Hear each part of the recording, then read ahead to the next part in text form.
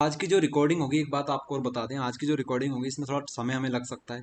हो सकता है कल तक हम इस ये जिसकी जो रिकॉर्डिंग होगी वो कल तक आपको प्रोवाइड करें, क्योंकि आज की जो क्लास थी हमारी बीच में थोड़ी सी इंटरप्ट हो गई थी, तो बीच की कुछ बातें हैं जो हमें यहाँ से काटनी पड़ेगी, क्योंकि आपने देखा था बीच में जो स्टार्ट हुआ था वहाँ पर हमने काफ़ी सारा समय फालतू की चीज़ों में वेस्ट कर दिया था। थोड़ा सा हम लोग इसको एडिट वगैरह करके क्लास को हम अपलोड करेंगे। ओके, ये रहेगा। बाकी अभी जो हमने क्लास थी इसको स्टॉप नहीं करा था, तो इसको डायरेक्ट सेव कर दिया था। तो हमें दो दो दो जो वीडियोस हमारे बने हुए हैं इनको मर्ज भी करना पड़ेगा। थोड़ा सा टाइम लगेगा आज की क्लास में। ओके, रिकॉर्डेड क्लास को प्रोवाइड करने में। सर हाँ बोलिए। सर आपने जो एक्सरसाइज बताई थी लिखी हुई वो कहाँ पे मिलेगी? कौन सी एक्सरसाइज? अभी पहले जो बताई थी। क्वेश्चंस बताओ, आप कौन से क्वेश्चन की बात कर रहे हैं? सर आपने एक्सरसाइज बताई थी, फिल इन द ब्लैंक्स थी, मैचिंग थी। अच्छा हाँ, ये वाली। सब वो ऑब्जेक्टिव्स अच्छा, ऑब्जेक्टिव्स ऑब्जेक्टिव्स, जो ऑब्जेक्टिव्स होंगे ये परीक्षा बोर्ड में आपको मिल जाएंगे। ये जो ऑब्जेक्टिव्स थे यहाँ पर आपको बता रहे थे, ये परीक्षा बोर्ड से ही ले रखे हैं सारे ऑब्जेक्टिव्स। सिलेक्टेड ऑब्जेक्टिव्स हमने लिए हैं, वही है, परीक्षा बोर्ड से आप देख लेना, मिल जाएंगे सारे। Okay sir. ओके, हाँ तो हम लोग बात करेंगे आगे।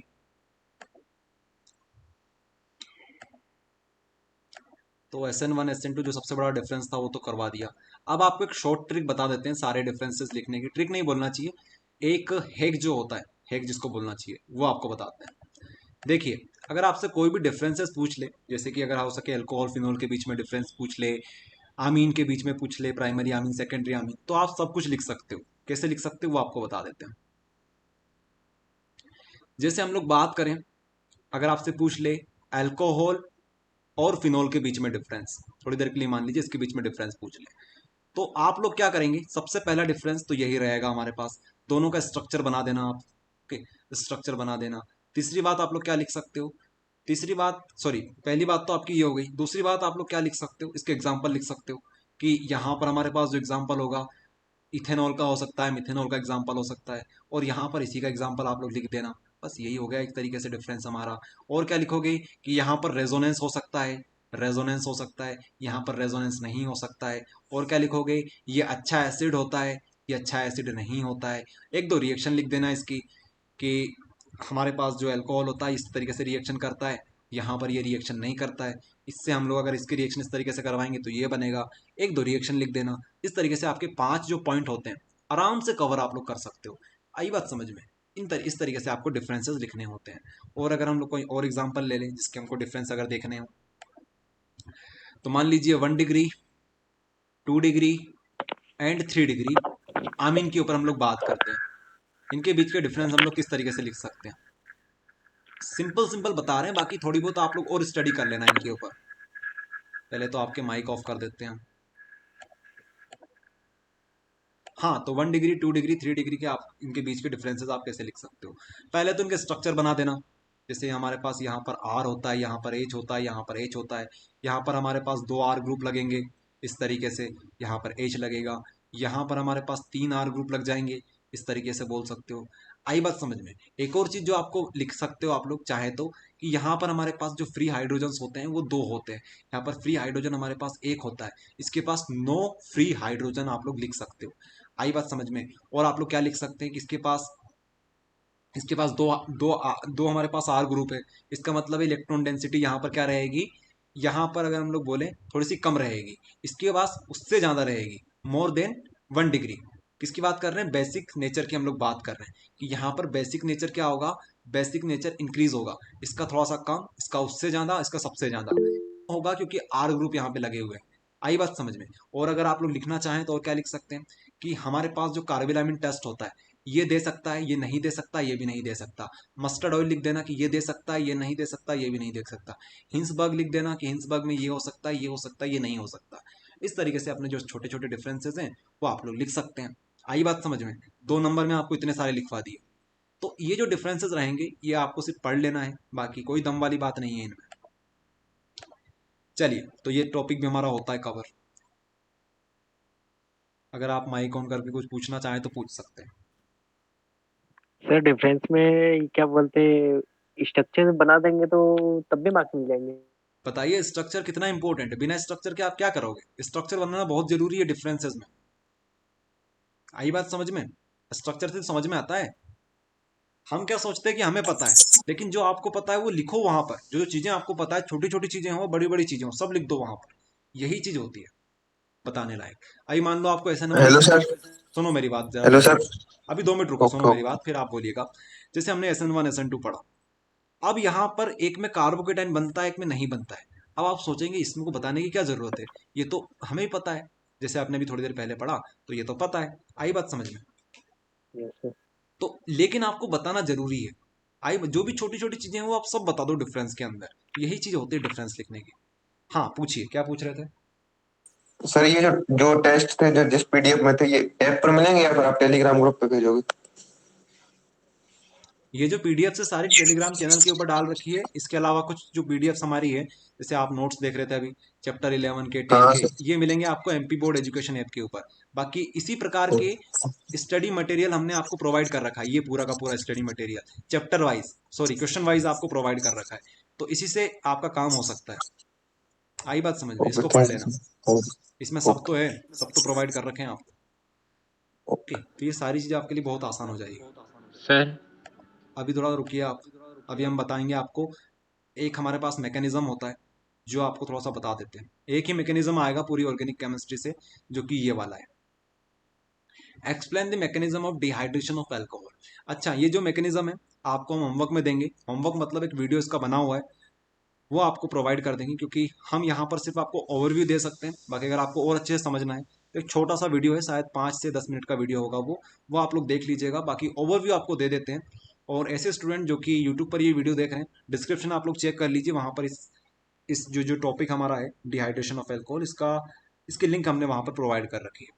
हाँ, तो हम लोग यहाँ पर आपको बताने वाले हैं mechanism of dehydration of alcohol. यही हमारे पास आता है। जरा आप लोग इस रिएक्शन को देखिए। आपने ये रिएक्शन कहीं ना कहीं देखी होगी, और आपको हमने बताई थी कि इसी का मैकेनिज्म हम लोग पढ़ने वाले हैं। हमारे पास इथेनॉल होता है, इथेनॉल से हम लोग इथिन बनाते हैं। कैसे बनाते हैं? तो आप सिर्फ और सिर्फ इसको हीट कर दीजिए, गर्म कर दीजिए। जैसे आप लोग इथेनॉल को हीट कर देते हो, गर्म कर देते हो, जैसे यहाँ से हमारे पास जो पानी होगा ये बाहर निकल जाएगा। इस तरीके से हमारे पास जो कंपाउंड जो बनेगा इसको बोलते हैं इथीन, डबल बॉन्ड, ये हम लोग बनाते हैं। देखिए, तो इसी का हम लोग पूरा मैकेनिज्म देखते हैं, और यही मैकेनिज्म हमारे लिए इंपॉर्टेंट होता है। तो आप बताओगे पहली स्टेप में, आपको सिर्फ यहाँ पर ओवरव्यू दिया जाएगा। बाकी जो स्टूडेंट समझ जाएंगे उनके लिए अच्छी बात है, जो नहीं समझेंगे उनके लिए छोटा सा एक वीडियो है, वहां पर आप लोग देख लेना।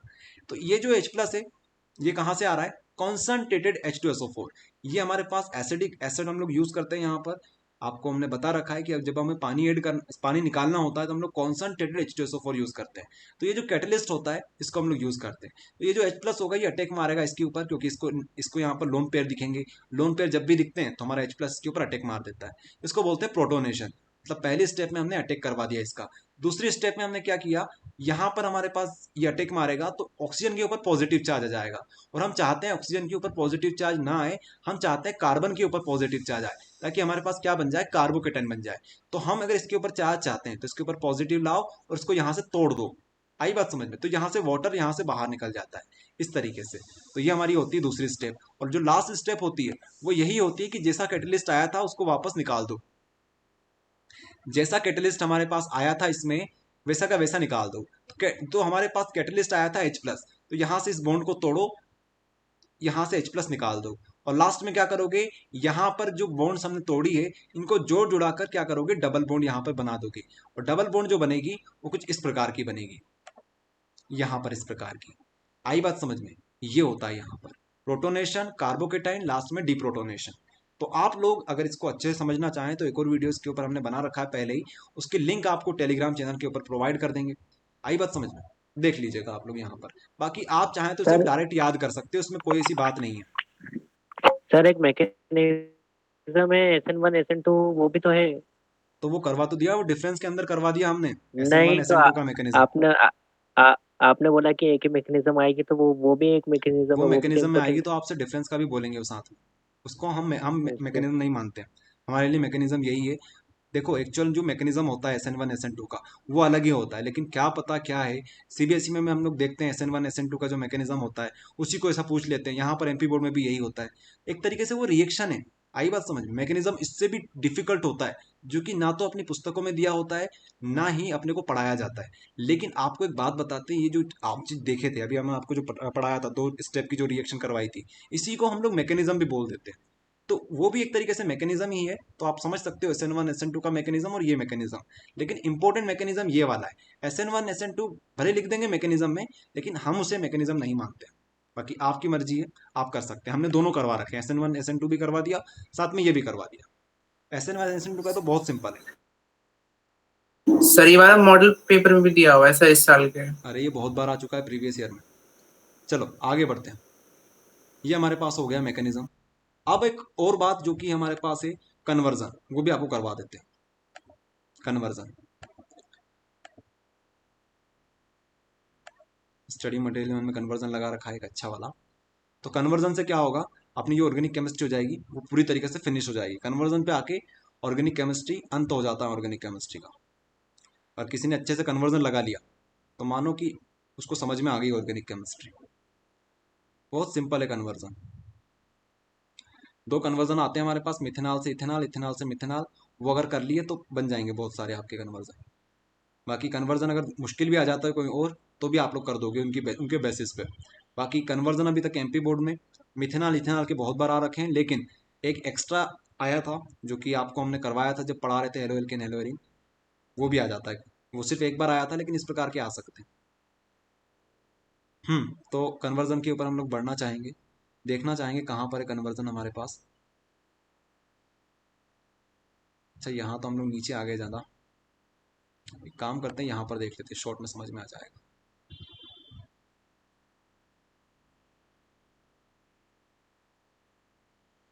यहाँ पर होगा कहीं पर, मिथेनॉल से इथेनॉल पूछा जाता है आपसे।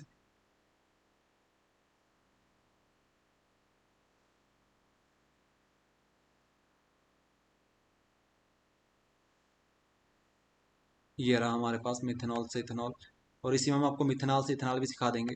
तो ये कौन सा है हमारे पास, चैप्टर नंबर 11 में फर्स्ट वाला, चैप्टर नंबर 11 का फर्स्ट वाला, चैप्टर नंबर 11 का फर्स्ट वाला।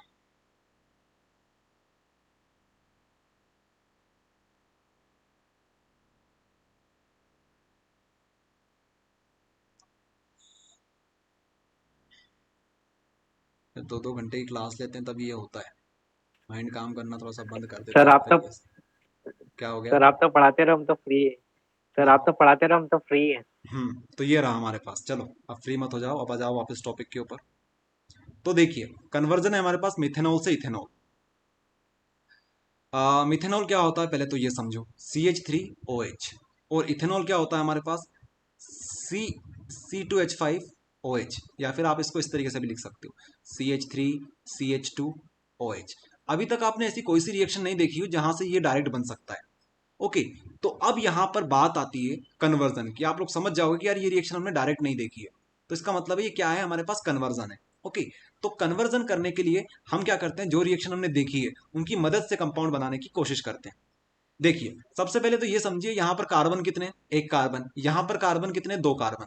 तो आपको अब यहां पर याद आएगी वो रिएक्शन जहां पर आपने कार्बन को बढ़ाया था।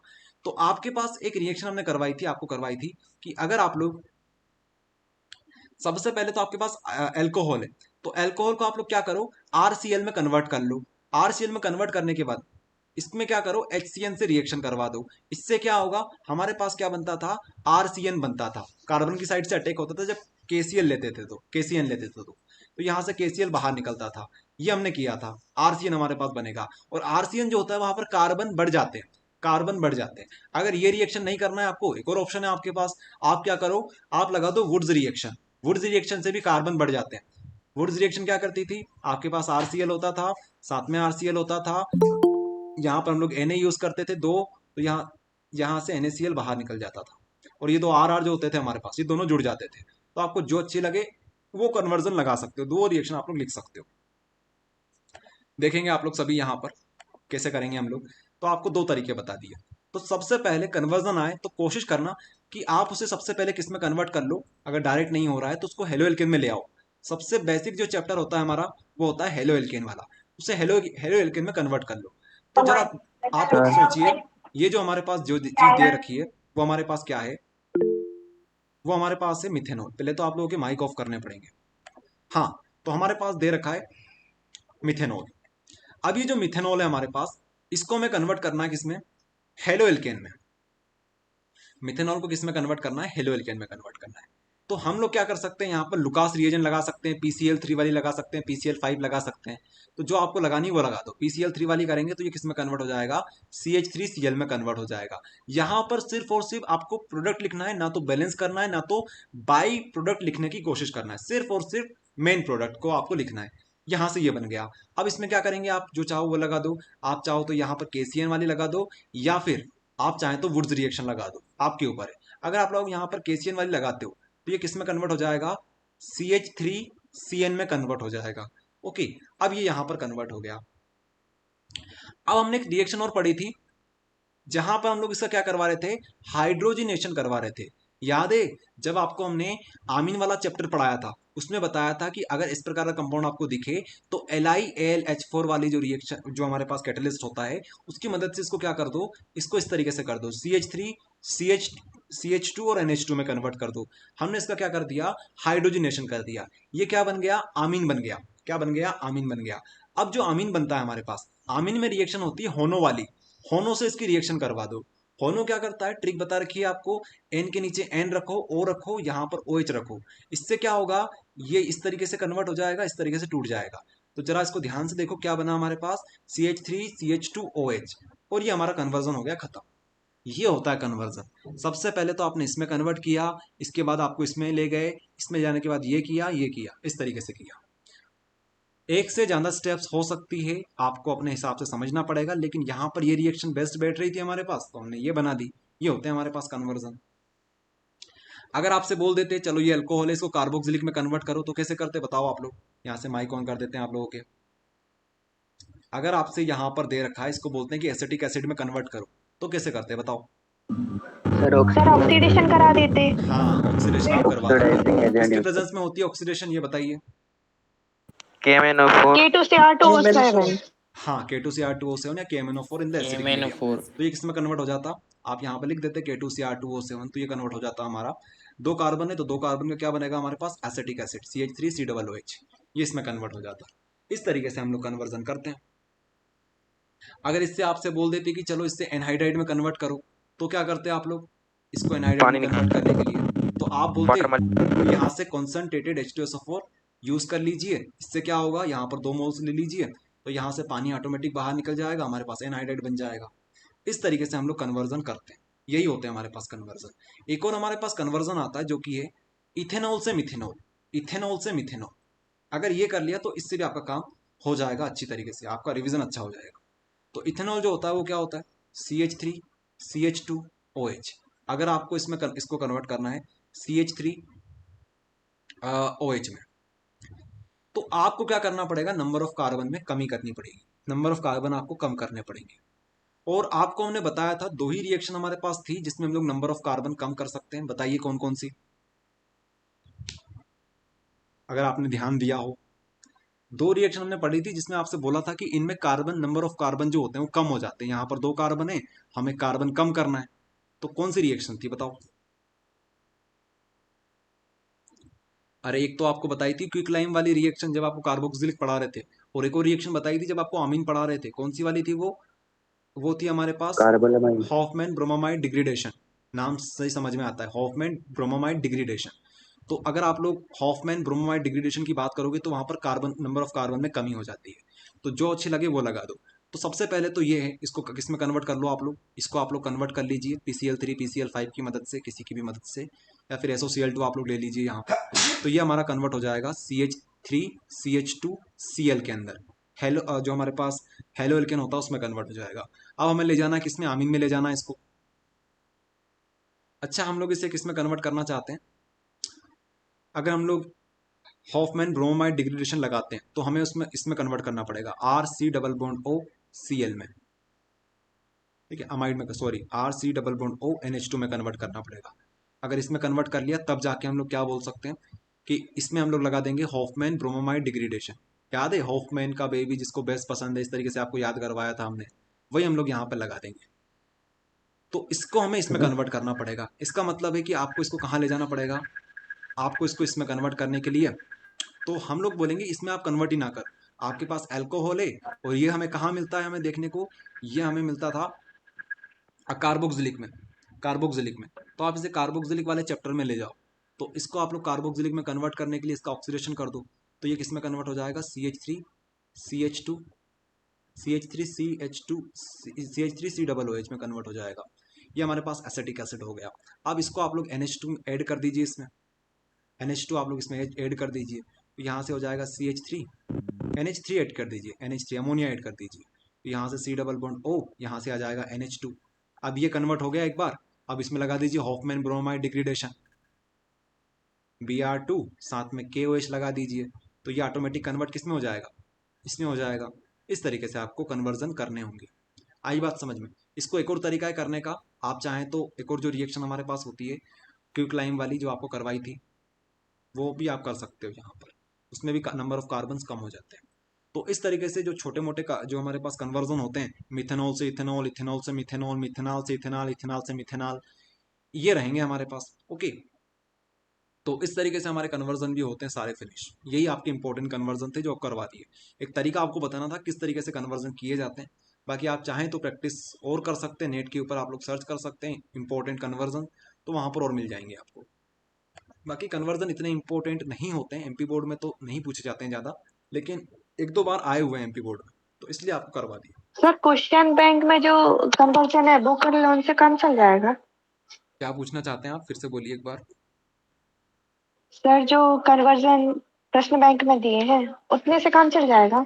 अगर चाहें तो कर लीजिए प्रैक्टिस। बाकी कन्वर्जन अगर डिफरेंट अलग से भी आते हैं, तो अगर आप कन्वर्जन की प्रैक्टिस करते हैं तो आपसे बन जाएंगे। ओके, आप दिमाग वहाँ पे लगा सकते हैं, कोई सा भी कन्वर्जन आपके पास आ जाए आपसे सारे बन जाएंगे MP बोर्ड के सारे कन्वर्जन, क्योंकि MP बोर्ड में जो कन्वर्जन होते हैं बहुत बहुत बहुत सिंपल होते हैं। आधी चीज़ तो वहीं दे देते हैं क्वेश्चन में ही वो लोग। जैसे हमने देखा था कन्वर्जन, अगर याद हो आपको, हेलो एल्केन हेलोरिन पढ़ाया था तब, तो आधी चीज़ तो वहीं पर दे देते हैं वो लोग, बाकी कन्वर्जन आपसे हो जाएंगे। ओके, चलिए, तो ये जो हमारी रिकॉर्डिंग है इसको हम पहले तो स्टॉप करते हैं।